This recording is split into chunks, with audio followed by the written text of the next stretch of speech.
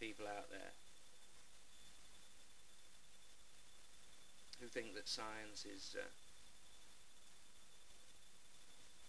a pretty godless, well, it is godless, but a pretty unromantic subject.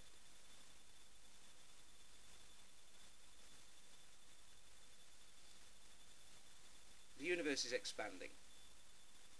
One or two idiots argue with this. I'm going to imagine that you're not one of them.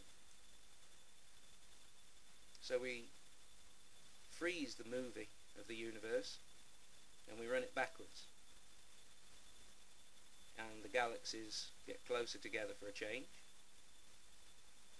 And pretty soon they're starting to overlap. And all of the matter in the universe is confined into a small space. Now we're not actually running the movie backwards, because the galaxies didn't form for quite a while after the Big Bang. But essentially the energy and the matter was there, and we'll keep running my imaginary movie backwards. And all of this stuff must have been fitted into a small volume. Now, in an earlier video, I was talking about what we're made of. I don't know if you have this in the States, but over here when kids ask what they're made of, usually the mother replies, if you're a boy, slugs and snails and puppy dogs' tails. And if you're a girl, you're informed that you're made of sugar and spice and all things nice.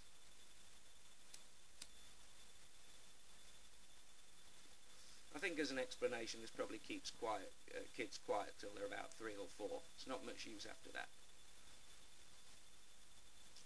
Now, obviously you're not really made of those things. According to the Bible you're made of flesh and blood, but of course the flesh and blood is made of atoms. Maybe some of you would like to dispute the existence of atoms. For a possible career move for such people, I would recommend working at the core of a nuclear power plant. I think they'd be very pleased to have you, and of course you wouldn't need any protective clothing because you'd be prepared to work naked, because you're not afraid of radiation, because you're not worried about the existence of atoms and atomic theory. But let's assume that you're sensible and you accept that your flesh and blood is made of atoms. What are the atoms made of? Remember, I'm leading to a romantic conclusion here. There's no reason to be afraid of too much cold factoids.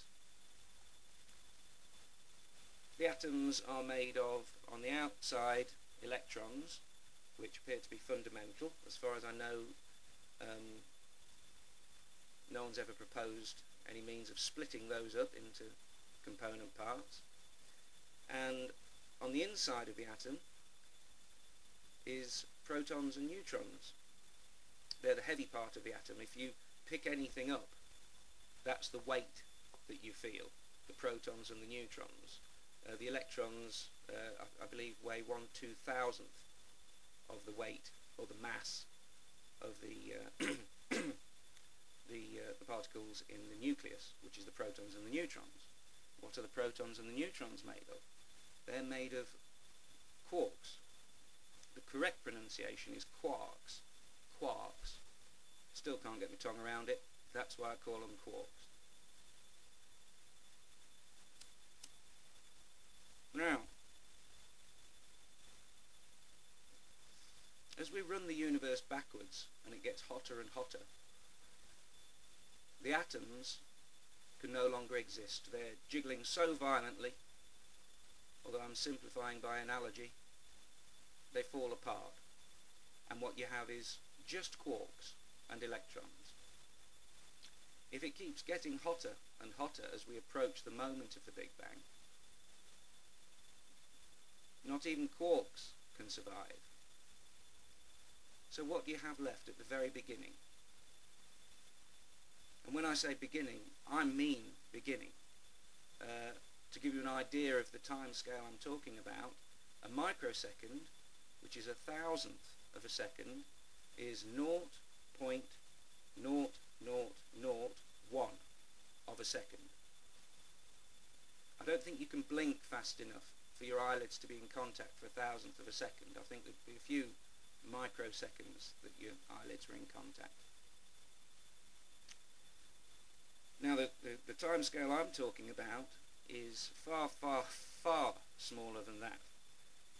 It's 10 to the minus 43 of a second. It's called the Planck time because it's the smallest time within which anything can happen. I think it's, well, I haven't got the information to hand, but it's measured by the time it takes light to travel across a 20th of the diameter of a proton. We're guessing. And it equates to